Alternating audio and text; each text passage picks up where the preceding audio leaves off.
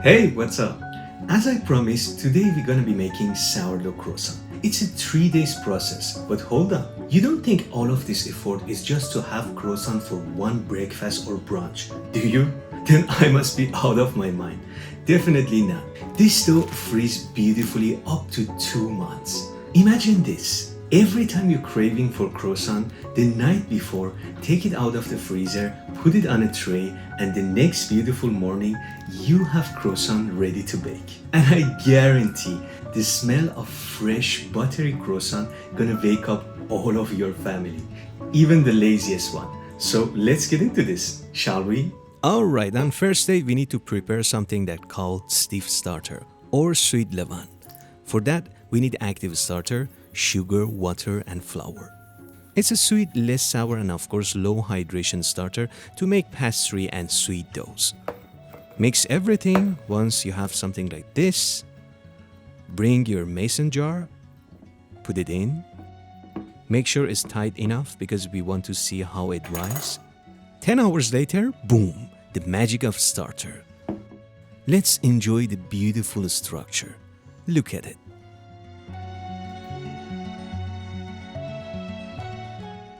It's technically the second day and time to mix the dough. We need 30 gram sugar, 5 gram salt, 60 gram milk, 60 gram water, all of the stiff levain. Try to use your hands, it's easier.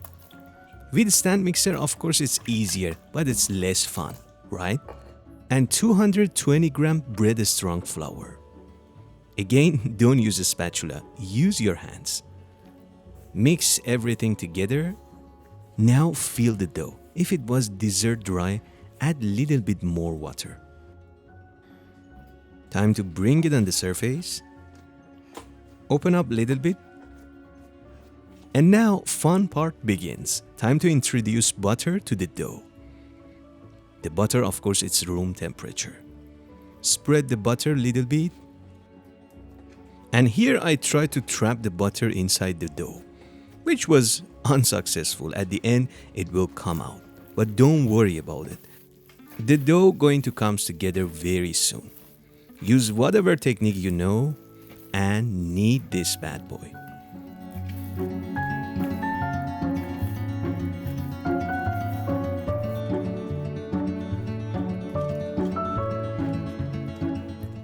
A good 8 to 10 minutes of kneading until the gluten has developed beautifully. But we are not looking for window pane test or something like that. It's not brioche. Into the bowl and let it rest for 30 minutes. 30 minutes later, this is totally optional, but I'm gonna create more tension. With the help of the surface, I'm gonna round the dough up, and then once it's smooth and elastic, into the bowl and let it ferment. My room temperature is around 27 degrees Celsius and it takes around 4 hours to ferment beautifully. The dough is stiff but not sticky. Shape it a bit like a rectangular cling wrap into the fridge and let it chill overnight. Time to prepare the butter. Bring the baking paper and your ruler, of course, fold it to a 15 centimeters rectangular. Cut the butter into the equal pieces and place it. The butter shouldn't be too hard. And now with the help of the roller, press it gently to fill the square.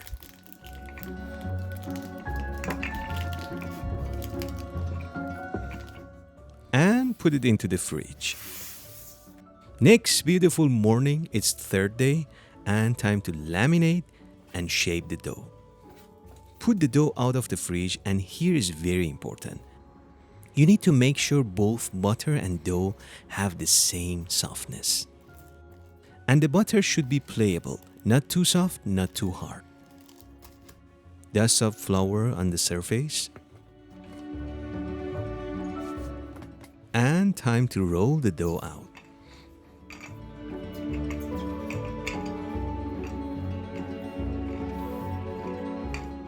The dough should be 2 times the size of the butter. Something like 15 to 30 centimeters. Gently place the butter and remove the baking paper. Now fold each side on the butter and make sure to seal the edges. Turn the dough 90 degrees and with the roller, lightly press the dough.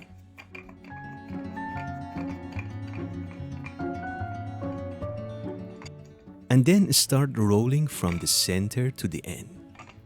Of course, with the even pressure. Roll 18 to 45 centimeters.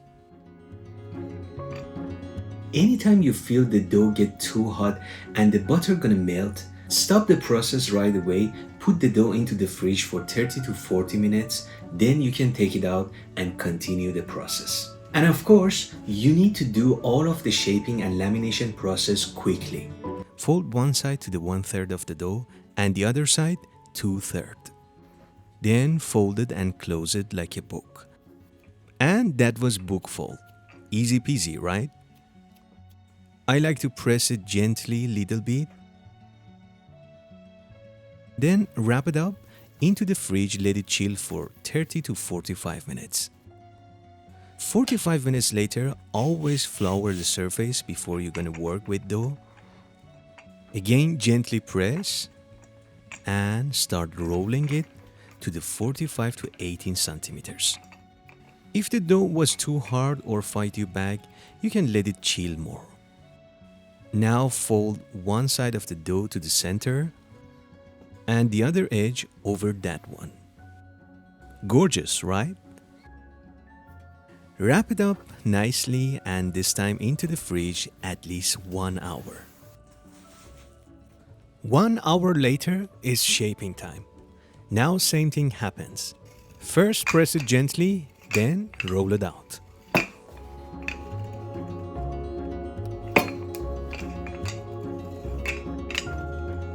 If the dough shrinks when you're gonna roll it and shape it, again you can transfer it into the fridge, let the gluten to relax for 30 to 40 minutes, then you can continue the process. I'm gonna let it chill for another 30 minutes. And now that the dough is relaxed, roll it to 26 to 32 centimeters.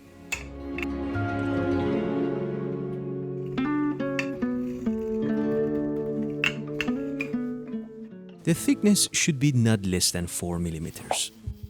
Now for the bottom of your croissant, mark up 8 centimeters. Now cut it with dough cutter or a very sharp knife. You can be a little extra and trim the edge to have better shape, but I'm not gonna do that. It's a homemade croissant. I care about the layers and the taste. This recipe gives you 6 to 7 medium croissant plus 2 small. Lightly stretch the dough, don't push it too hard, and roll it.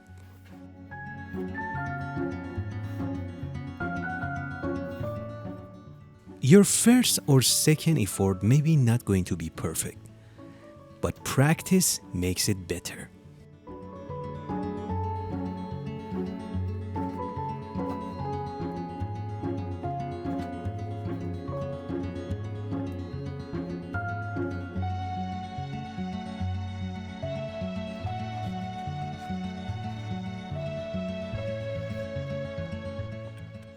It's almost evening and it's not my coffee time. I want them for my breakfast.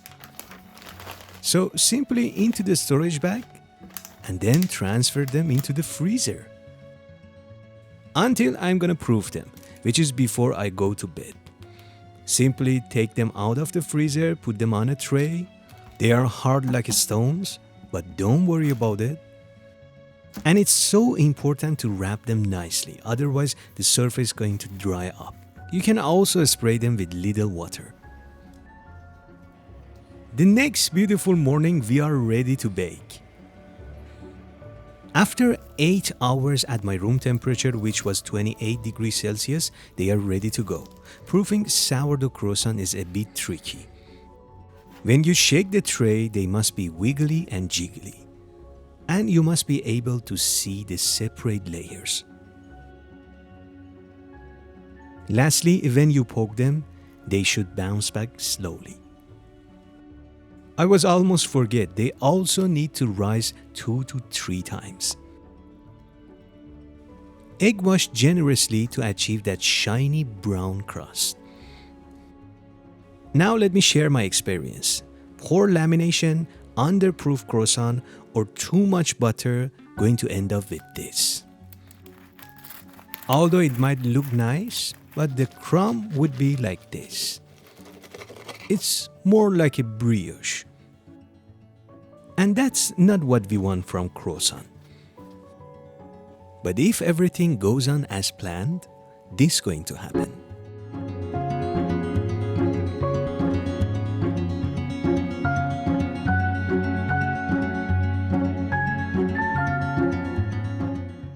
Bake them with the fan on at 180 degrees Celsius for up to 18 minutes. Unfortunately, we couldn't get the tasting part because we finished all of them. But let me tell you something, that 3 days process totally worth it. The moment of truth. Believe me, I am the happiest man in the world when I can achieve such a beautiful crumb. Like always, keep baking and take a good care of yourself.